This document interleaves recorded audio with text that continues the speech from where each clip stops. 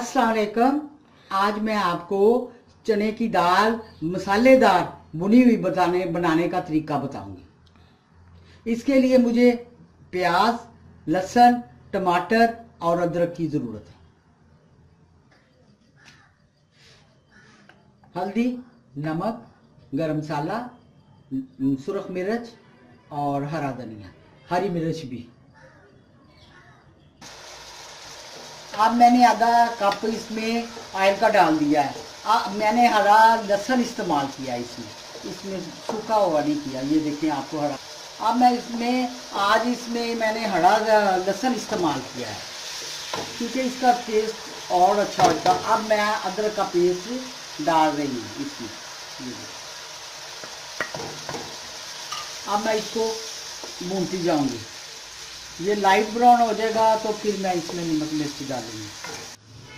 अब ये देखें लाइट ब्राउन हो गया। अब मैं इसमें सारे मसाले डाल दिए और साथ ही मैं ये टमाटर जो मैंने काट के रखे हुए वो भी डाल दिए। अब मैं इसको थोड़ा थोड़ा पानी डाल के ना इसको ऐसे भूनती जाऊंगी। अब मैं इसमें दाल डालने लगूंगी। ये देखिए, ये मैंने अच्छी तरह धो के ना तो रखी हुई थी। अब मैं इसमें डालने लगी। अब मैं इसमें 2 गिलास पानी के डाल दे जिसमें ये गल जाए। ये देखिए मैं इसमें पानी डालने लगी। चलो अब मैं ढकना लगा।